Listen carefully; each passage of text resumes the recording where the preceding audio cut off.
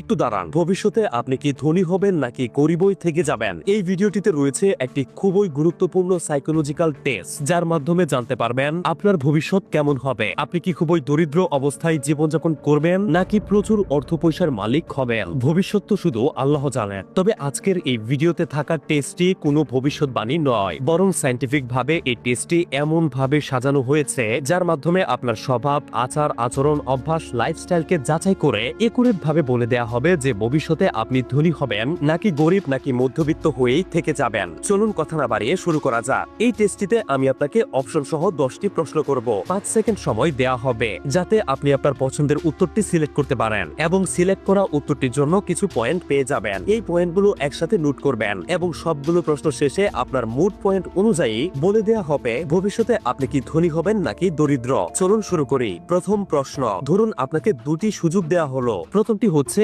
আজকেই আপনাকে 10 লক্ষ টাকা দেয়া হবে, দ্বিতীয়টি হচ্ছে 1 বছর পর আপনাকে 1 কোটি টাকা দেয়া হবে। তাহলে আপনি কোনটি বেছে নিবেন? অপশন এ, আপনি এর মধ্যে কোনোটাই নেবেন না, কারণ এতগুলো টাকা কি আর কেউ কাউকে এমনিতেই দিয়ে দেয়? নিশ্চয়ই কোনো ভেজাল আছে। অপশন বি, আপনি এখনোই 10 লাখ টাকা নিয়ে নিবেন, নাকি অপশন সি, আপনি 1 বছর ওয়েট করবেন 1 কোটি টাকার জন্য।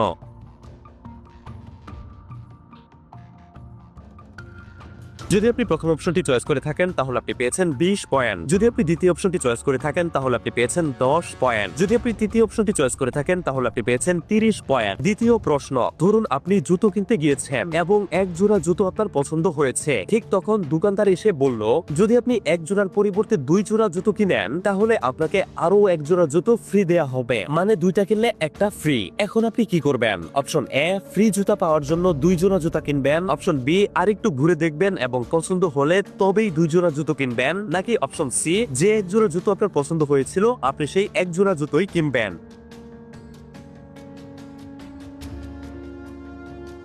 যদি আপনি প্রথম অপশনটি চয়েস করে থাকেন তাহলে আপনি পেয়েছেন 10 পয়েন্ট। যদি আপনি দ্বিতীয় অপশনটি চয়েস করে থাকেন তাহলে আপনি পেয়েছেন 20 পয়েন্ট। যদি আপনি তৃতীয় অপশনটি চয়েস করে থাকেন তাহলে আপনি পেয়েছেন 30 পয়েন্ট। তৃতীয় প্রশ্ন, আপনি কি শপিং এর লিস্ট বানিয়ে নিজের বাজেট নির্ধারণ করে এরপর কেনাকাটা করতে যান? অপশন এ, অবশ্যই। অপশন বি, কখনোই না, নাকি অপশন সি, যখন আপনার কাছে টাকা কম থাকে তখন আপনি এমনটা করেন।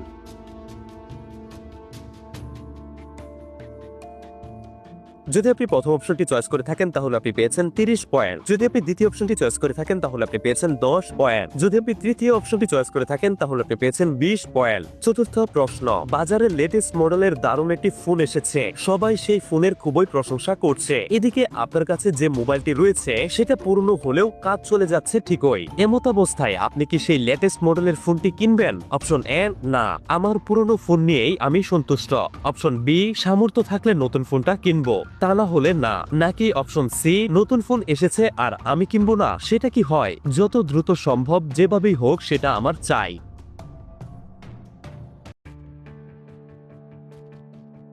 যদি আপনি প্রথম অপশনটি চয়েস করে থাকেন তাহলে আপনি পেয়েছেন 30 পয়েন্ট। যদি আপনি দ্বিতীয় অপশনটি চয়েস করে থাকেন তাহলে আপনি পেয়েছেন 20 পয়েন্ট। যদি আপনি তৃতীয় অপশনটি চয়েস করে থাকেন তাহলে আপনি পেয়েছেন 10 পয়েন্ট। পঞ্চম প্রশ্ন, আপনার জন্মদিনে গিফট হিসেবে কোন জিনিসটা পেলে আপনি সবচেয়ে বেশি খুশি হন? অপশন এ, নগদ টাকা। অপশন বি, বই অথবা শিক্ষামূলক কোনো জিনিস, নাকি অপশন সি, এমন কোনো গিফট যা আপনি কখনোই নিজের জন্য কিনতে পারবেন না, অর্থাৎ আপনার সামর্থ্য নেই।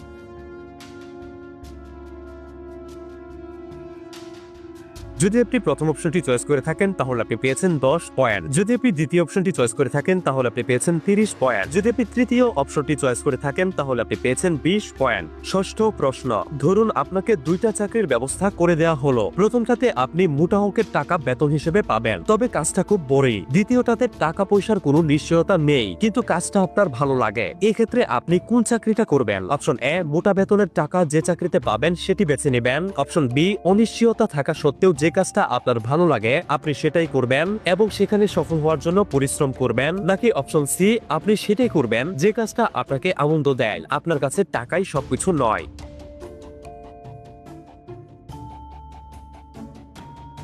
যদি আপনি প্রথম অপশনটি চয়েস করে থাকেন তাহলে আপনি পেয়েছেন 20 পয়েন্ট। যদি আপনি দ্বিতীয় অপশনটি চয়েস করে থাকেন তাহলে আপনি পেয়েছেন 30 পয়েন্ট। যদি আপনি তৃতীয় অপশনটি চয়েস করে থাকেন তাহলে আপনি পেয়েছেন 10 পয়েন্ট। সপ্তম প্রশ্ন, এগুলোর মধ্যে আপনি কোনটি খেতে বেশি পছন্দ করেন? অপশন এ, ফাস্টফুড জাতীয় খাবার আপনার খুবই পছন্দের। অপশন বি, পুষ্টিকর খাবার খেতে পছন্দ করেন। নাকি অপশন সি, মাঝে মাঝে বাইরের খাবার খেতে ভালো লাগে তবে বাসার খাবারও পছন্দ করেন।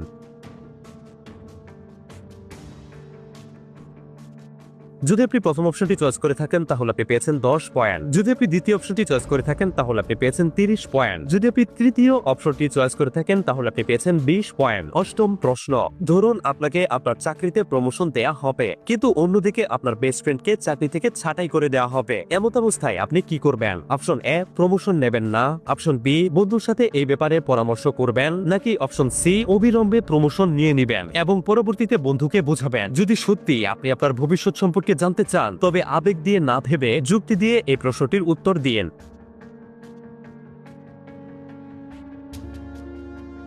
যদি আপনি প্রথম অপশনটি চয়েস করে থাকেন তাহলে আপনি পেয়েছেন 10 পয়েন্ট। যদি আপনি দ্বিতীয় অপশনটি চয়েস করে থাকেন তাহলে আপনি পেয়েছেন 20 পয়েন্ট। যদি আপনি তৃতীয় অপশনটি চয়েস করে থাকেন তাহলে আপনি পেয়েছেন 30 পয়েন্ট। নবম প্রশ্ন, ধরুন আপনার প্রিয় কোনো সেলিব্রিটি তারকা পাশের দেশে একটি প্রোগ্রামে আসবেন এবং আপনাকে সেই দেশে গিয়ে তার সাথে ফ্রিতে দেখা করার সুযোগ দেয়া হলো, কিন্তু বিমান ভাড়া এবং থাকা খাওয়ার খরচ আপনার নিজেরটা নিজেকেই দিতে হবে। আপনি কি করবেন? অপশন এ, আপনি যাবেন না। অপশন বি, অবশ্যই যাবেন। আফটার অল এমন সুবর্ণ সুযোগ কি বারবার আসে? নাকি অপশন সি, আপনি প্রথমে বিমান ভাড়া এবং খরচের হিসাব করবেন এবং যদি সামর্থ্যের মধ্যে হয় তাহলে যাবেন।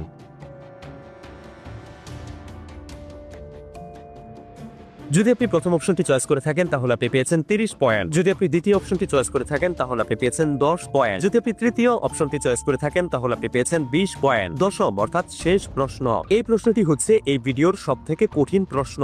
আপনার মতে জীবনের আসল অর্থ কি? আপনার জীবনের উদ্দেশ্য কি? অপশন এ, জীবনে সফল হওয়া, ধনী হওয়া এবং নিজের সকল ইচ্ছা আকাঙ্ক্ষা পূরণ করা। অপশন বি, জীবনকে আপনার কাল্পনিক স্বপ্নের মতো উপভোগ করা।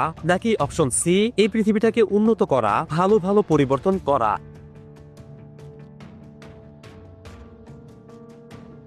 যদি আপনি প্রথম অপশনটি চয়েস করে থাকেন তাহলে আপনি পেয়েছেন 30 পয়েন্ট। যদি আপনি দ্বিতীয় অপশনটি চয়েস করে থাকেন তাহলে আপনি পেয়েছেন 20 পয়েন্ট। যদি আপনি তৃতীয় অপশনটি চয়েস করে থাকেন তাহলে আপনি পেয়েছেন 10 পয়েন্ট। সবগুলো প্রশ্ন শেষ হলো। সবগুলো প্রশ্নের উত্তর থেকে পাওয়া আপনার পয়েন্টগুলো একসাথে যোগ করুন এবং আপনার মোট স্কোর কত হয়েছে মনে রাখুন। চলুন এখন জেনে নেই যে আপনি ভবিষ্যতে ধনী হবেন নাকি দরিদ্র হয়ে থেকে যাবেন। আপনার যোগফল যদি হয় 100 থেকে 160 এর মধ্যে তাহলে আমি দুঃখিত, খুব সম্ভবত টাকা পয়সার দিক থেকে আপনি ধনী হতে পারবেন না, তবে আপনার জীবনটা হবে রোমাঞ্চকর। অনেক মধুর স্মৃতি থাকবে আপনার, এমনকি জীবনে বন্ধু বান্ধব এবং সুন্দর সম্পর্কের অভাব আপনার হবে না। আসলে টাকা পয়সা আপনার কাছে তেমন একটা ম্যাটার করে না, তাই আপনি টাকা খরচ করার সময়ও তেমন একটা চিন্তা ভাবনা করেন না। প্রায়ই আপনি আপনার সামর্থ্যের বাইরে টাকা উড়িয়ে ফেলেন আর এর পরিণতি নিয়েও আপনার তেমন মাথা ব্যথা নেই। আপনার যখন যা করলে আনন্দ হয় সেটাই করেন। আর আপনি যদি এভাবে চলতে থাকেন তাহলে I am sorry to say আপনি টাকার দিক থেকে কখনোই ধনী হতে পারবেন না। আপনার যোগফল যদি 170 থেকে 230 এর মধ্যে হয়ে থাকে তবে আপনার টাকার পরিমাণ থাকবে মাঝামাঝি রকমের, মানে খুব বেশিও না আবার খুব কমও না। প্রয়োজন মতো নিত্য প্রয়োজনীয় জিনিসপত্র কেনার জন্য আপনাকে কখনোই ভাবতে হবে না। সামান্য সঞ্চয়ও থাকতে পারে, তবে আপনি খুব বেশি একটা বড়লোক হতে পারবেন না। আপনি টাকার মূল্য বুঝেন এবং টাকা কামাই করতে যে কি পরিমাণ কষ্ট সেটাও জানেন, তাই অযথা টাকা উড়ানোর বদভ্যাস আপনার ভিতরে একদমই নেই। আপনার যোগফল যদি হয় 240 থেকে 300 এর মধ্যে তাহলে কনগ্রাচুলেশন, ভবিষ্যতে আপনি অনেক বড় একজন ধনী ব্যক্তি হবেন। এটার সম্ভাবনা অনেক বেশি। টাকা পয়সা হবে আপনার হাতের ময়লা। আপনার জীবনে টাকাই আপনার জন্য সবচেয়ে বেশি ইম্পর্টেন্ট এবং বেশি বেশি টাকা ইনকাম করার জন্য যথাসম্ভব পরিশ্রম করতে আপনার কোনো আপত্তি নেই। টাকার মূল্য আপনি বুঝেন এবং ধনী হওয়ার মন মানসিকতা আপনার মধ্যে যথেষ্ট পরিমাণে রয়েছে। টাকা কামানোর জন্য আপনি দৃঢ় প্রতিজ্ঞ, আর এমন মন মানসিকতা নিয়ে চলতে থাকলে অনেক বেশি চান্স রয়েছে যে ভবিষ্যতে আপনি একজন কোটিপতি হবেন। তো এই ছিল আজকের টেস্ট। কমেন্ট করে জানিয়ে দিন আপনার পয়েন্ট কত হয়েছে। ভিডিওটি ভালো লাগলে এবং এরকম ভিডিও আরো পেতে অবশ্যই একটি লাইক দিবেন। আপনার প্রিয় কোনো মানুষ ভবিষ্যতে ধনী হবে নাকি দরিদ্র থেকে যাবে তা জানতে তার সাথে ভিডিওটি শেয়ার করতে পারেন। এরকম প্রয়োজনীয় ভিডিওগুলো মিস না করতে অবশ্যই পেজটি ফলো করে রাখুন। আপনাকে অসংখ্য ধন্যবাদ।